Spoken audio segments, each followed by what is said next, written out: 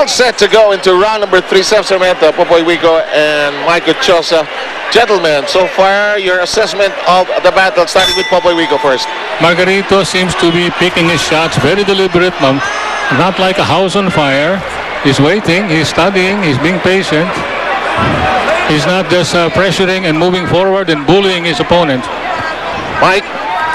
Well, Manny Pacquiao has proven that his speed really is something that Margarito cannot handle early in this fight. No? Pumapasok yung mga 1-2 combinations, 1-2-3 combinations na kung saan tinatanggap lang, katulad niya na binato niya ngayon. No? Margarito is just taking them. 1, 2, 3 on the button there. Pacquiao trying to bob and weave, looking for that gap. He's looking for his angles more than anything else. This is exactly part of the fight plan, and they would look for those angles, those little gaps, those crevices, yung mga puwang na pwedeng puntahan. You know, still up to today, Manny Pacquiao surprises me, no? That 6-inch reach advantage and the 5-inch height advantage, really, if you try to hit the head, Popoy, no? Pataas yung suntok mo, so mas matangkad sa ulo, mas malayo ang tinatakbo yung suntok. Yeah. But he is connecting, even with that left hand. Both fighters keep very busy and extremely busy in this third round with still 1 minute and 45. First clinch of the match. Referee Cole stepping in, checking the foreheads, of course. So far, mas marami atang suntok tinatapon si Pacquiao. Pero maganda sasagot, kumakaunter si Margarito, ha?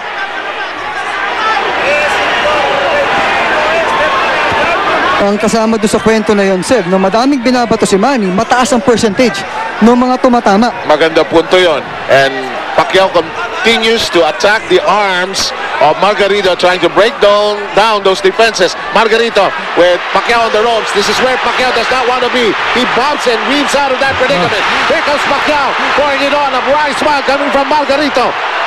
Manny Pacquiao gets out of the corner and bounces back with a 4-punch combination, all connecting to the face of Antonio Margarito. Margarito must be asking himself, where is this man getting all this?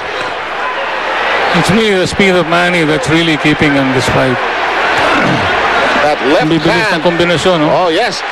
The hands are at work. 35 seconds left in round number 3.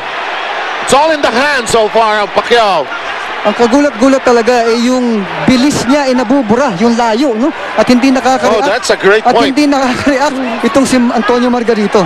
So far, Margarito unable to use that vaunted lethal uppercut of his, unable to break in and go inside the zone, the area of responsibility of Pacquiao. 10 seconds remaining in round number 3. No knockdown so far. Pacquiao with clear connections.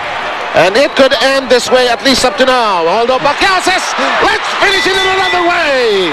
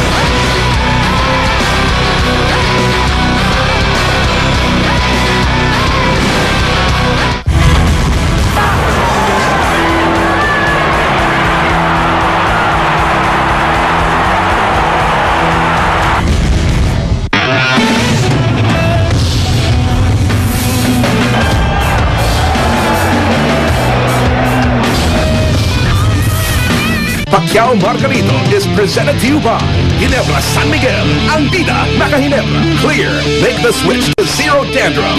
No visible flakes with regular use. San Miguel Beer, samahang walang katulad. Brought to you by Samurai Energy Drink. Handa sa laban araw-araw. Boysen Wallguard, water-based dirt-resisting paint. Boysen Knocks Out, the air-cleaning paint. And in part by Alaksan FR, Bulldog All-Purpose Super Glue.